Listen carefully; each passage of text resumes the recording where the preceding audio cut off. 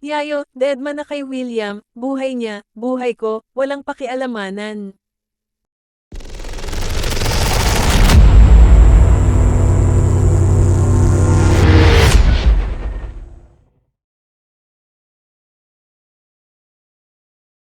Happy at makulay ang love life ngayon ng seasoned actress na si Yayo Aguila na palaging nasasabihan na may lahing vampira.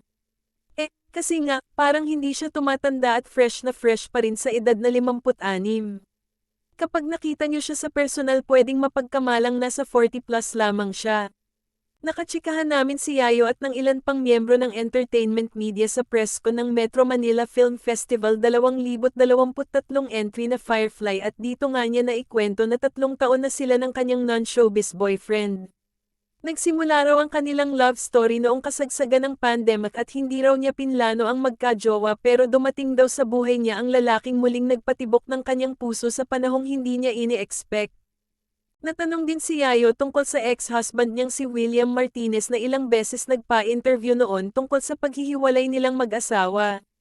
Tila sinisisi ng aktor si Yayo kung bakit nawasak ang kanilang relasyon. Ayon sa aktres, ayaw na niyang sagutin pa ang naging pahayag ni William basta ang mahalaga ay alam niya kung ano ang katotohanan.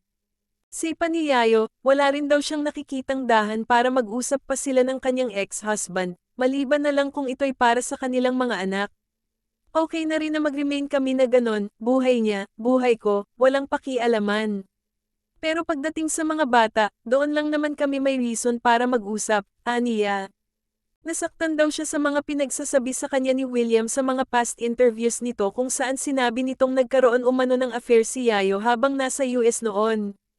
Pero sabi nga ng aktres, ayaw na niyang sagutin ang isyong ito para makaiwas na lang sa gulo at para maproteksyonan na rin ang 4 nilang anak ni William na sina Patricia, Daniel, Dana, at Adam.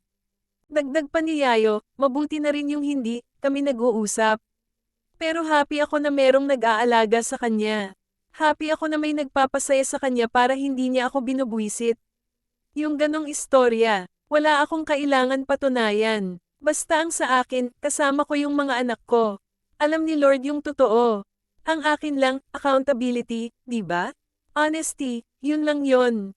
So, hindi ko kailangan patunayan ang sarili ko. Wala akong kailangan sabihin. God knows who holds the truth, so doon na lang ako. Gusto ko lang ng tahimik na buhay, say pa ng aktres. Nabanggit din ni Yayo na galit ang mga anak niya kay William at hindi nag-uusap ang mga ito hanggang ngayon dahil talagang naapektuhan ang mga ito sa pagpapa-interview ng kanilang ama.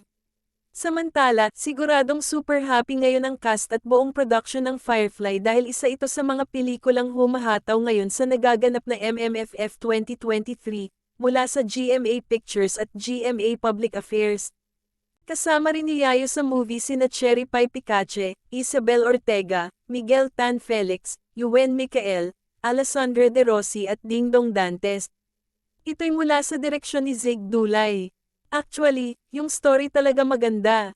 Sinasabi ko nga kina Direk, pag may dumarating, I can say this para sa aming mga aktor, pag may dumadating sa lapag mo, hindi naman lahat pumupukaw sa puso mo. Iba-iba kasi sila ng story, iba-iba ng dating sayo. Pero ito kasi it's about mag-ina.